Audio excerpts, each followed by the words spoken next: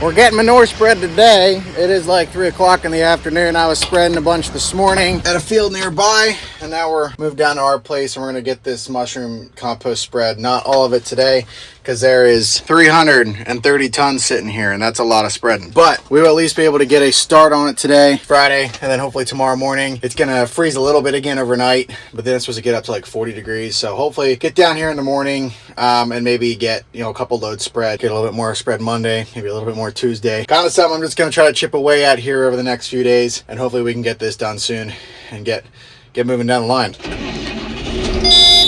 I'm gonna attempt to set you right here, so hopefully you can kind of watch. I don't know how it's gonna work. Scoop the dirt, dump the dirt. Try to do this one-handed. I don't know how this is gonna work. Oh boy. All right. Lift her up. It'd be really nice if I had like a forward reverse on my thing over here, but I don't. So we're doing what we can here. And dump the dirt. Gotta shake it around. I would say that's about enough of a full load right there. I'm trying my best to be as low impact as possible. It's frozen, but it's thawing out because of the sun and it's the afternoon. So it's still a little sticky. Again, trying to be as low impact as possible and trying not to mud up too much. Now, I want to touch real quick. This spot right here, yeah, all that hay is dead. We ain't making hay there no more. Our plan for that spot right there is we're actually going to plant pumpkins and maybe some sweet corn and some other kind of vegetables, but most likely just pumpkins and sweet corn for now. The idea behind that is, you know, what it's going to cost me to replant that in hay and get it into producing hay ground again, and then next year want to put more compost there and redo that cycle every year. That just doesn't make sense, because I would like to spread compost every year and I need a spot to put it, and that's as good a spot as any. So if I plant pumpkins in there and make that just a big garden patch, then we can put compost there every year. So if you're watching this and you happen to buy hay from me, I'm going to be growing some pumpkins there this year. We're not really tearing anything up going through here, so that's good. Leaving a little bit of a track, but not digging and tearing up, so that's good. Last time we did this, I think we spread in March. It was well thought out. It was a muddy mess. We left some tracks in places. However, this field and the field that we had the pile sitting in was double crop beans the year before, so I wasn't as careful, or didn't need to be as careful about tearing stuff up, but now everywhere I drive is hay, and I want to be careful not to tear things up. If you didn't watch the last video, I kind of described and explained why we're spreading this compost. We're spreading 15 ton to the acre. I also explained why we're spreading that much. Basically, we're trying to build the carbon in our soil. That's what we're focusing on this year, so that's why we're spreading so much. We're also really low on potassium levels, and mushroom compost only has like 20 pounds of potassium per ton. So you got to spread a lot of it versus chicken manure, but I couldn't get my hands on chicken manure in time. Actually, I could get my hands on chicken manure, but they needed it cleaned out of the barn long before. Anyway, long story short, I was going to use chicken manure, and now I'm using compost because I can get it really cheap. Anyway, 15 ton to the acre. We're going to open the gate all the way up to 7, which is pretty much all the way open. So it's open back there. We'll bring it down a smidget, and then we're going to hit the PTO, and then that's remote number 2. That's going to start the web. 9th gear, 8th gear. And we're going. Keep an eye on it. Oh yeah, big old spread pattern. Be careful not to slide around the corner. That would be bad. Don't want a jackknife. That is a heavy spreader. Now this is the waterway. I'm actually going to close the gate a little bit and speed up a smidge because it's a lot more nutrients down the waterway. I don't need to spread as much down here. But just above the waterway, we'll spread a little bit heavier rate because that's a really shaly knob. Well, it decided to snow a little bit. We'll see if it makes anything. I doubt it will. You can see what I got done till last night. Got dark. I got to about over here. So I did about 8 acres. The bulk of that field, we just got a couple of short straight rounds here, and then we'll transition to the alfalfa grass fields. We got almost an entire row of compost done yesterday. This is the last of that row. So we got 1 row cleaned up. We got 2 rows left. It's coming out probably closer to like 12 or 13 ton of the acre. When we're done spreading the whole farm, we'll hit kind of the more marginal areas again. And I have some fields down the road that I can put a load or 2 on if I want to, which I'd like to. So we'll see how it comes out. Snow is flying. but Pennsylvania, and it probably won't amount to anything. This hill right here, it's a really shaly hill. Little history, there was actually a foundation of a building right here because at one point someone wanted to build a house here, then decided it wasn't a good location, so they covered it over with dirt. That's why it's really shaly. A lot of exposed rocks, but it's been farmed for quite a few years and actually makes a good bit of hay right here. But we're gonna put it on a little heavier, try to build up that organic matter a smidget. Scoop the dirt, dump the dirt. Man, it's starting to look like a winter wonderland out here. Kind of fun spreading in the snow.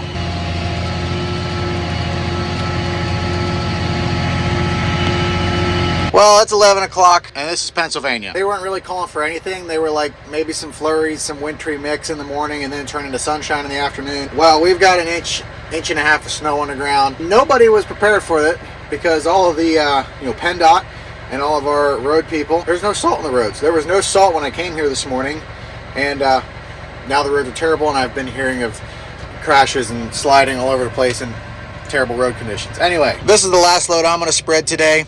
There's just enough snow on the ground to make it a little bit difficult to get traction, and I really don't want to be tearing stuff up in the hayfield. So Monday and Tuesday next week, I got some time to spread, and it should be a lot more frozen then. So we'll finish it up then. All we have left is this 4-acre piece right here. We got that field done, that field over there done, the field down there done. There's still a whole row of manure over there. So once we're done spreading this, whatever's left, we're gonna hit a few of the marginal spots and then take it down to another field if there's any left.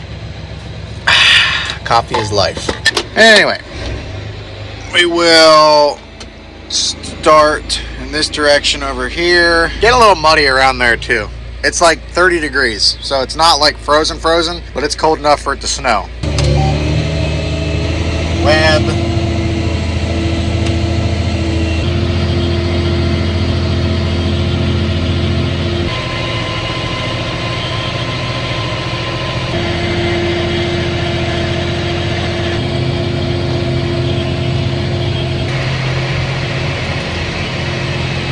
It's like starting to kind of thaw a little bit. It's getting a little mucky. Good time to quit. But it was fun while it lasted.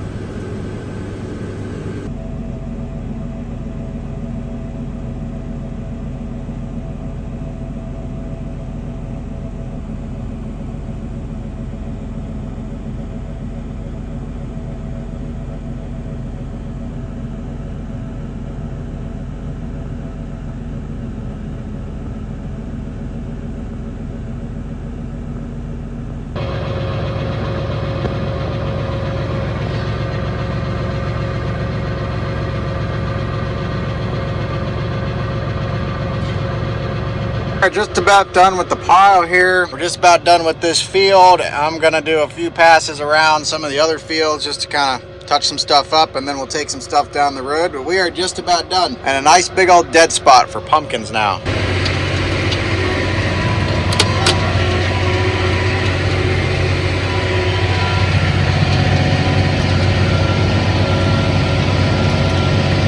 Here's one of the small grass fields that we farm, and these things need a lot of potash. Or potassium, sorry. I put English is hard. I put potash on these fields in the fall. But this one, however, is the only one that I'm able to actually get this manure spreader into. Across the hedgerow, those fields over there, those are the other ones. I cannot get this rig over there because the driveway is super small. This field, I got to come up a pretty steep gravel lane. Coming up that hill with a loaded spreader, I was spinning, but we managed to make it here. This is a nice little field. We were able to big bale this one this year, but my hope is get this fertility right. This is one of the nicer ones. Maybe we can make some really good hay on it. So we're going to put probably more like 8 or 9 ton of the acre on here. I got one more load worth of stuff back at the farm. So we'll fit those 2 loads here on this field. And that'll be a good feeling. Got all that compost done at home. Got some compost here. And we just have one more farm we got to get some compost on. This field has not seen really any sort of manure in a while. It gets a little bit of horse manure here and there. But yeah, it'll be a well-needed addition for this field. This field is going to like this manure for sure.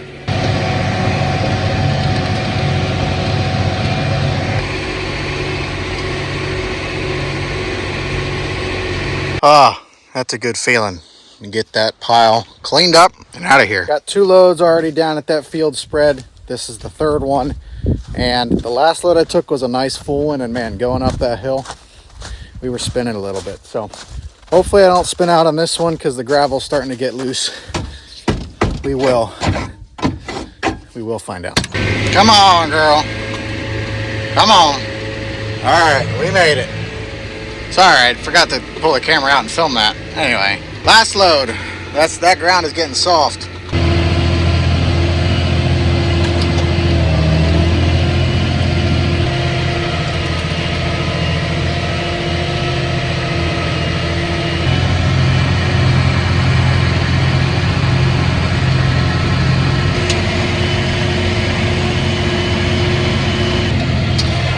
And that's all she wrote. Got everything covered here on this field. That's a good feeling, and we are out of manure. Check. You can see that gravel down there is getting pretty loose. 1 or 2 more loads and we probably would have spun out. Pretty excited for summertime now. I'm excited to see what this compost will do for the ground. I mentioned in a previous video, I talked about WEOC, water exchangeable organic carbons. Basically, it's the measure of carbon in your soil, and carbon is food for plants. So that's kind of what we're focusing on this year, 15 ton of the acre. And we should see a lot of really good benefits, not just this year, but hopefully in the future as well. And what I'd like to do is every year spread compost or manure on this farm. Now that we got a heavy layer of this compost down, in the future, I'd like to maybe do some chicken manure, and maybe every year just put a ton or 2 or 3 tons to the acre of chicken manure down and just see what is it capable of growing. In other news, this is exciting. We're finally retiring the old bolt-on bale spear, and we're getting the proper quick attach. This right here is an ATI quick attach mount. They're made locally or semi-local up in New Holland, so about a 35-minute drive from here, and it's a beefy thing. They make these things for a ton of different loaders because whoever designed this tractor and this loader is psycho for not designing a quick attach. And yes, they had quick attach things back then. This tractor is only from like the late 90s or something, early 2000s. So they had quick attach things back then, but for some reason on this loader, they did not add a quick attach. It was just a strict bolt-on bucket, and that's all we have. The bolt-on bucket, however, does have bolt-on teeth, which are nice, and they're really heavy-duty teeth. But then we had to get this bale spear made to bolt onto the bucket so that we can handle big bales.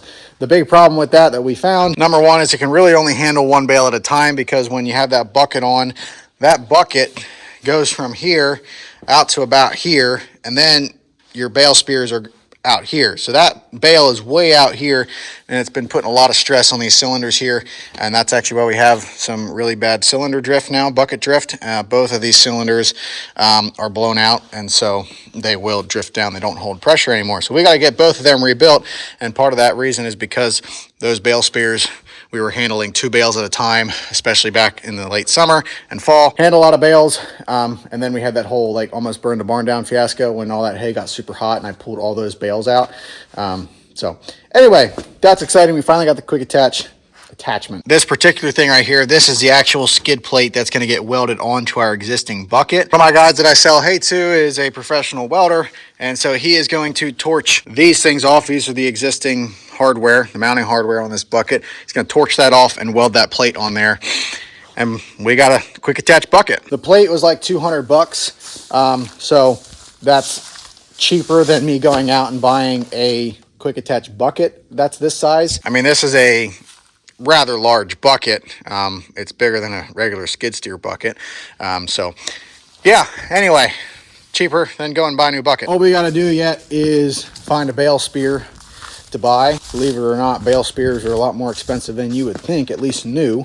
Like $700, $800, $900, $1,000 for a hunk of metal with some spears. So that's kind of dumb, but we're gonna keep our eye out for a good set of bale spears. I don't care if they're beat up and have no paint on them or hunks of metal. So once we find one, that'll be really nice.